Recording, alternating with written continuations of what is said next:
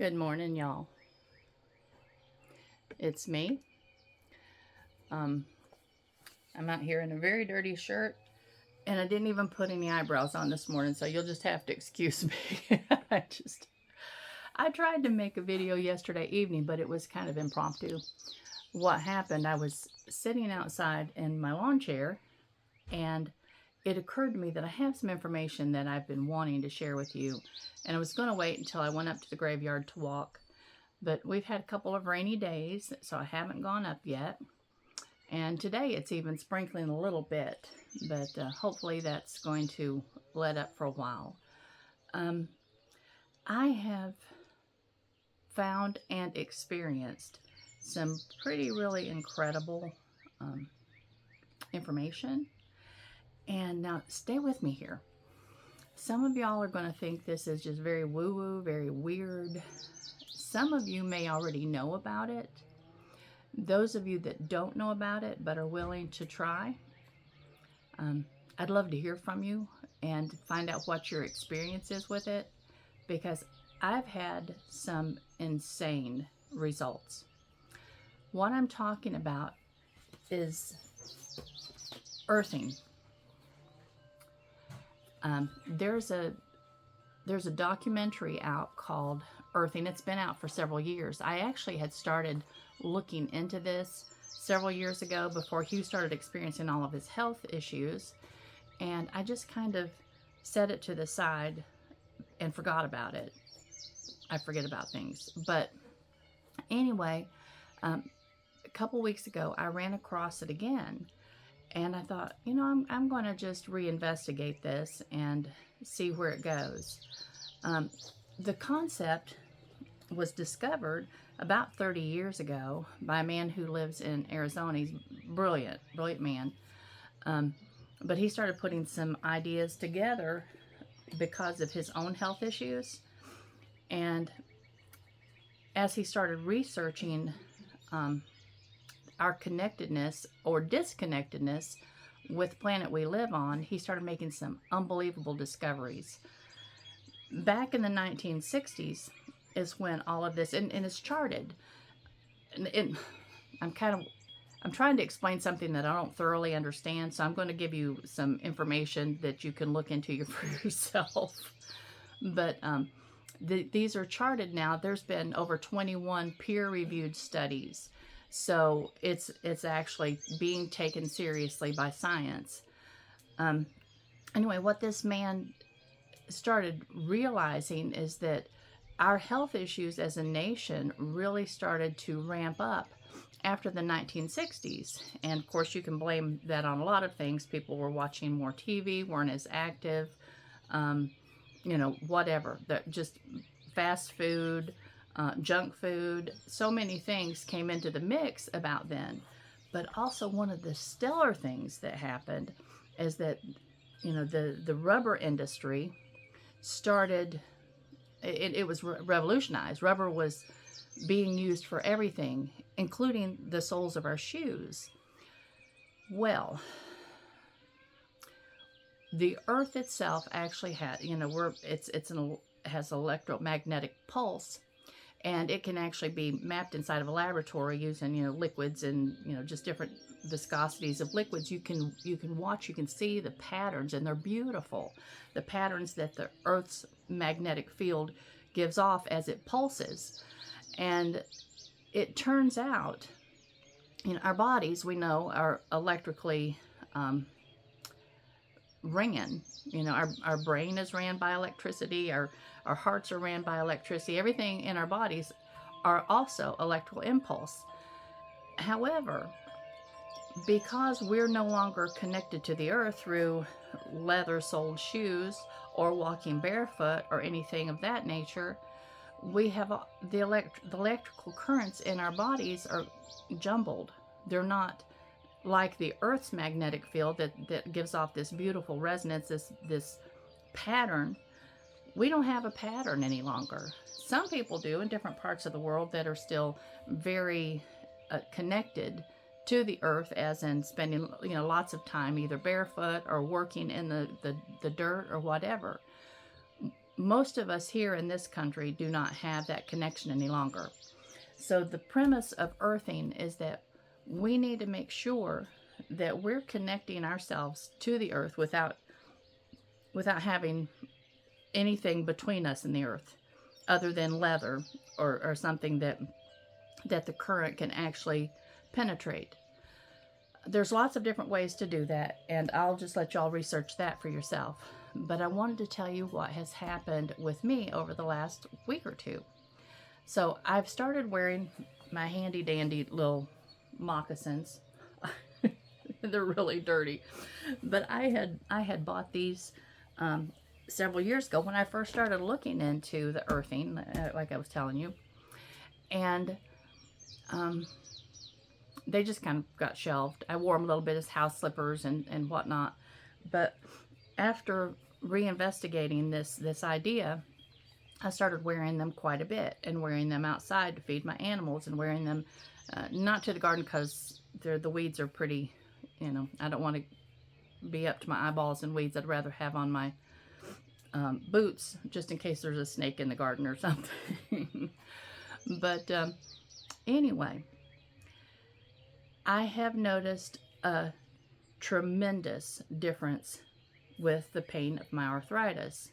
And one of the most telling results was about 3 days ago. I was in the garden and I was using my hoop hoe to just try to slap down the garden itself. The garden beds are fairly weed free. They're not bad at all.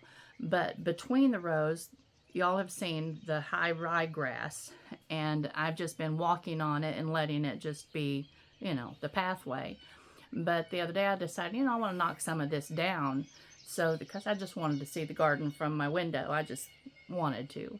So I took that little hoop hoe and I started just flailing it. I mean, just hitting it as hard as I could to knock it down, break it off, or whatever I needed to so it would lay down. And about halfway through that, I thought to myself, oh, my hands are going to hurt so badly tonight. And the next morning I woke up and realized that my hands had not hurt at all. I was shocked. And I started realizing that earthing, the very first thing that earthing does to your body is to get rid of inflammation. And any of y'all that have done any investigation into health issues and whatnot would realize that inflammation is basically being earmarked as the cause for pretty much every major illness that we have. And now even including cognitive issues like Alzheimer's, anything that has to deal with memory loss, depression, because you can get inflammation in your brain. And I have noticed that, it doesn't sound like it right now because I'm kind of stuttering and rambling, but I've noticed that my thinking seems to be more clear. I've noticed that I can remember things better. What else? And as I say that, my mind goes blank. Okay. But anyway, I have basically just noticed that there have been some significant improvements in the things that I personally deal with. I'm excited. I am very, very excited about this. And I'm going to pin the link to the documentary, and you can watch it free on YouTube, but I'm going to pin the link at the top of this video. And I just encourage every one of you to just watch the video all the way through. It's about an hour and 15 minutes long or so. It's a documentary. And then if you can, order the books. This one is written by Clinton Ober. He's the man that first kind of developed this concept. And there's a couple other people that have cooperated with him to put this book together. And then this one is the Earth Prescription. And in it, she gives just tons of ideas on how to ground at different seasons of the year. Because obviously you're not going to go outside in the snow and sit with your feet on the ground. But there's other ways that you can accomplish it. And there's actually even like pads that you can put on your bed that's plugged into a wall outlet. No, you're not going to get shocked on it or anything of that nature.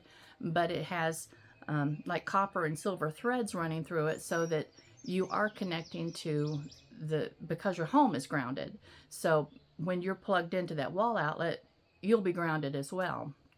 But there's different things that you can buy. Some of them are fairly pricey, but some of them are fairly reasonable. I noticed the other day that on Amazon you can get a cuff that you plug in, so when you're watching TV, or you're reading, or you're just sitting still somewhere, you can plug that in and just allow your it's like about $20 for that cuff. I also noticed that there's grounding mats, like if you're sitting at a desk, you can take your shoes off and put your feet on that grounding mat. But there's lots of different ways besides just, for me, I'm outside so much anyway, I'm just gonna wear my little moccasins. This winter I'll have to, do something different. But I just had to share this with you guys because it is absolutely astounding me how much better I feel. And this is just, within a week or so. So I just encourage all of, I know there's so many of you that have issues, some severe issues that you're having a hard time, you're struggling with them. And of course, I couldn't promise that there would be an instant cure, but I honestly do believe that you'll get some relief. And so let's try this out, girls. Let's see what this can do for us, because the earth really does have so many healing properties besides just the plants that it provides for us, and the air that we breathe and water we drink. So let's take advantage of the electromagnetic current that it produces and gives off. I mean, that's for our benefit. So I'm excited about it. I'm just horribly excited about it. What a stupid use of word. All right. And now I'm going to just take you on a quick little tour. I tried doing this video yesterday, as I said, and the storm blew up for one thing, so I wouldn't have been able to finish it. But I also, yes, may I help you? I also didn't have my selfie stick, and because of that, I was holding the camera in my hand and I kept touching the screen. So I kept stopping it accidentally. And that was not to my advantage, because I don't know how to splice the different videos together to actually, make one. So Chelsea can probably help me with that. But anyway, I just went ahead and discarded that, and I thought I'll do it in the morning. But in all of my dirty glory and my no eyebrows, let's go walk around a little bit. I've been down talking with my geese a little while ago, and they are just, let me turn you around. They are just boogers. That's where I sat last night. Just grounding. Sitting and grounding. Looking at the sky. All right. These chickens, I don't trust them over here. I have set some of my plants that I'm hardening off on this little wagon. And usually I take them down and I've been putting them, let me show you. I've been putting them over here between these walls. This is very dirty down here, children, and I'm sorry, ignore it. But you can see my little table down there. So I've been setting them down there because they get plenty of sunshine for the 4 or 5 hours that I'm setting them out. And then they also get shielded from the wind, which I don't want them battered right now. But this morning I left them on this little wagon up here because I'm just not trusting the sky. And if it opens up and starts pouring, I don't want these little cells that they're in to just float them out. So, but I'm not trusting these chickens either, because they're just hanging out way too close. And I'm just afraid that they're going to decide, yes, that's their meal, and it's not. Girls, I'm telling you, you better leave my vegetables alone. Weirdos. All right. Here's my little chinky pins that I planted. Yeah, these gardens are still full of weeds. Aaron and Corey have been working on them, trying to get them back in order. They've got, down in here, they've got some little elderberries that are still trying to live. They started these from from cuttings.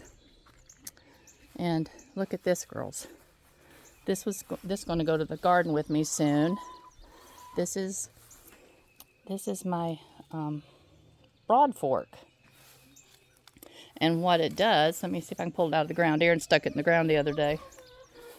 All right, I'm shaking it all over the place. All right, there we go. What it does, you stick those tines in the ground and you step down on this round plate right here and poke all those tines down in the ground, and then you pull back, and that loosens your soil without having to plow or use the rototiller. So that's coming up in the future. I'll show you what we've done currently. I had hoped that we would never have a tractor back in the garden. I didn't want to till any longer, and that is the goal, but that ended up not being the reality for this year. So many different things that we still don't really totally understand about the no-till, the no-dig method that we're learning, but this year it just seemed like we were becoming more and more frustrated with how to get this garden in the ground. So Hugh finally said, just let's go ahead and plow it and get it in this year, because this fall and winter we're going to be building the hugelkultur beds. And I've explained, but I'll explain for some of those that may not have heard this. The hugelkultur will be digging down 1 foot, and then the bed itself will be about 4 foot wide, about 20 feet long. So there'll be probably about 100 beds that size down here. I'm going to leave at least a 3 foot pathway between them, because I found out that it's really hard for me not having a wide pathway. So when we get them dug 1 foot deep, they'll be filled up with, pieces of wood, logs, small logs, limbs, whatever we have available, and filled back up to about ground level. And then there'll be a wall built around that'll be about 1 foot deep. The dirt that and that'll be built out of wood. The dirt that we've reserved from where we dug it out will go then in that and sink down in between the little logs and all of that sort of thing. And then we'll finish off with 3 or 4 inches of our compost. That's what we'll be growing in next year. So I look forward to that. You can see right here we've got our little asparagus. They're doing well. They're living. Yeah, and there's weeds in there. We've had a lot of rain this week.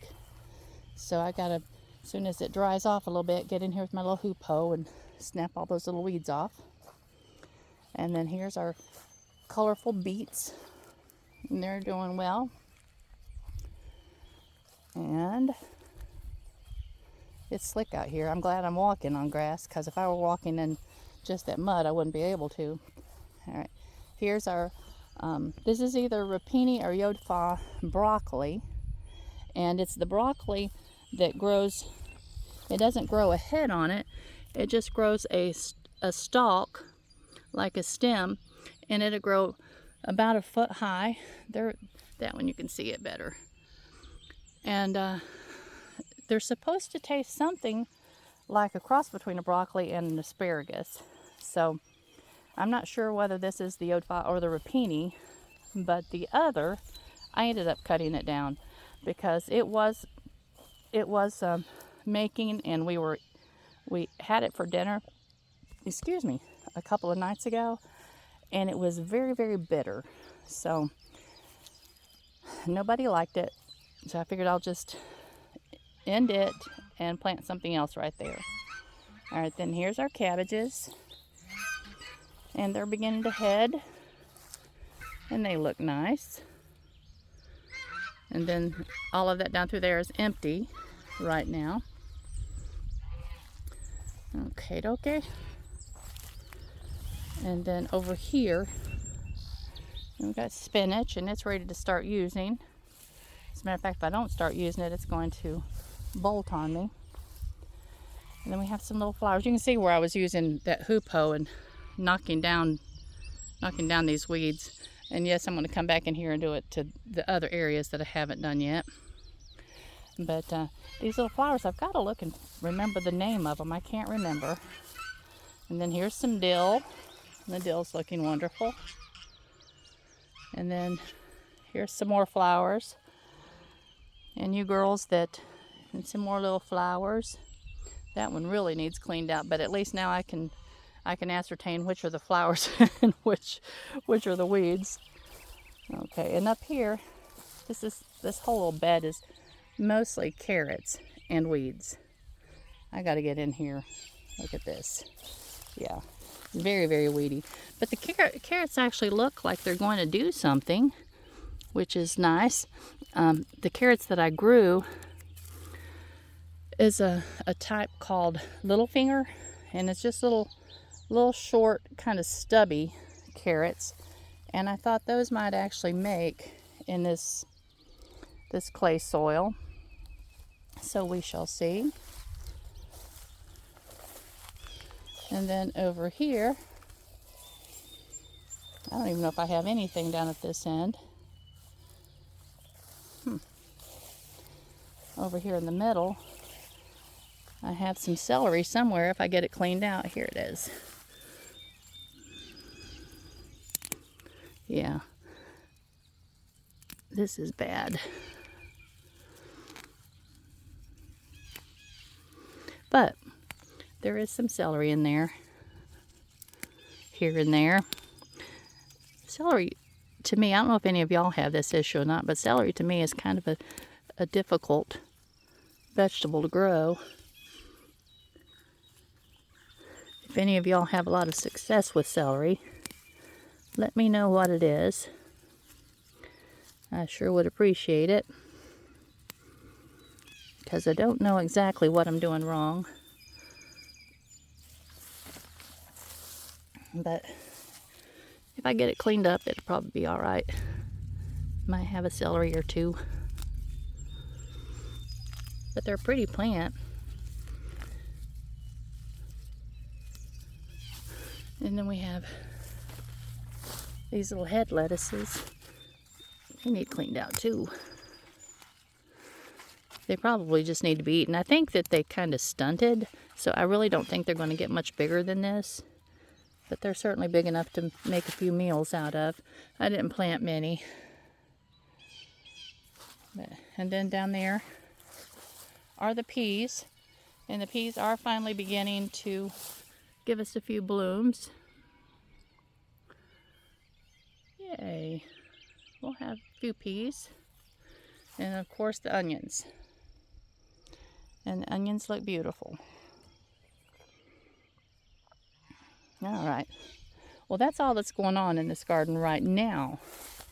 It's getting ready to be filled up.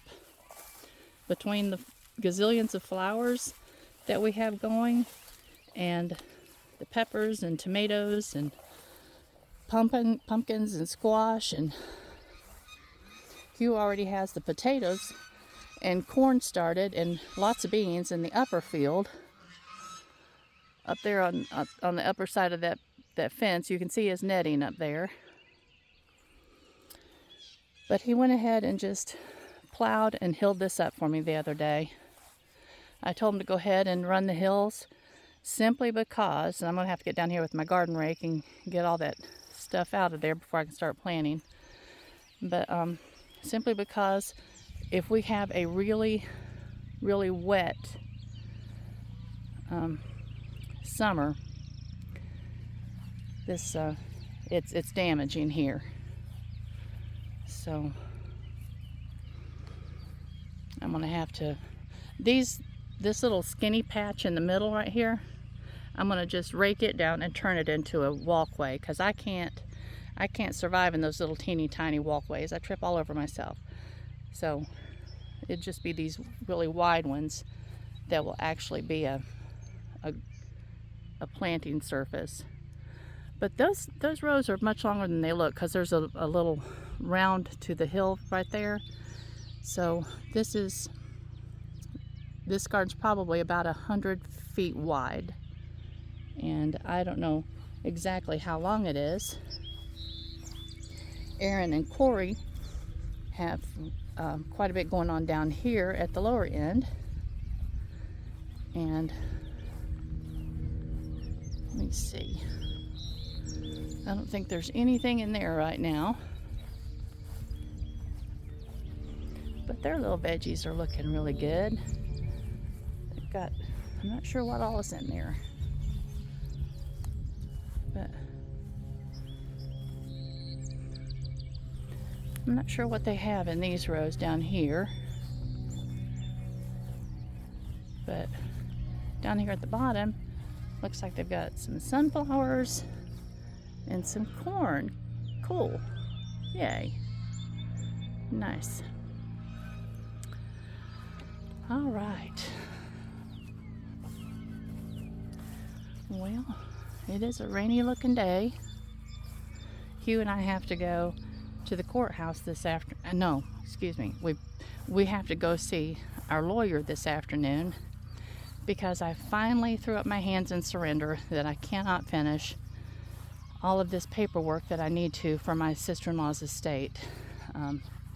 We've gone to the courthouse 6 times, and each time there was something further that we needed to do. And finally, this, what they call a final accounting, I don't know what they're talking about. And the lady at the courthouse said, well, you know, you can't always hire a lawyer.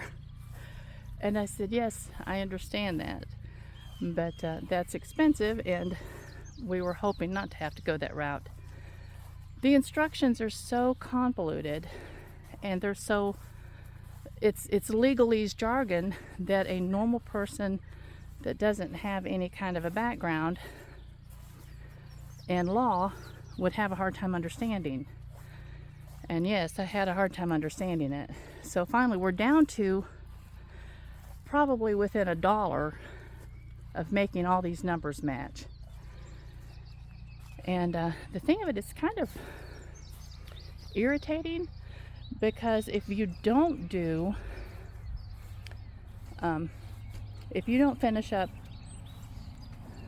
an estate here in the state of North Carolina, you can actually go to jail. I mean, it's a big deal. And I think, you know, with all the tax dollars that we pay, that the least the county could do is to provide someone that you could go sit down with that would help you.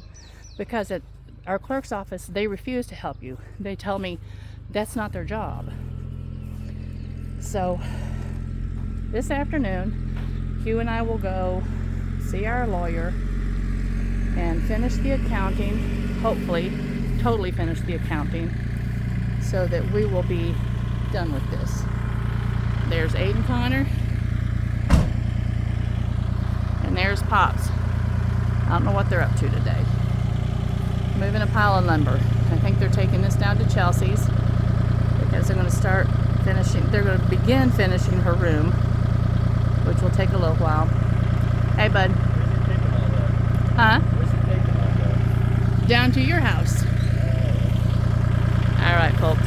I'm going to sign off. And I love y'all. I hope you have a wonderful, wonderful rest of your day. And I'll tell you how the accounting went with my lawyer. And I'll talk to you soon. Bye-bye.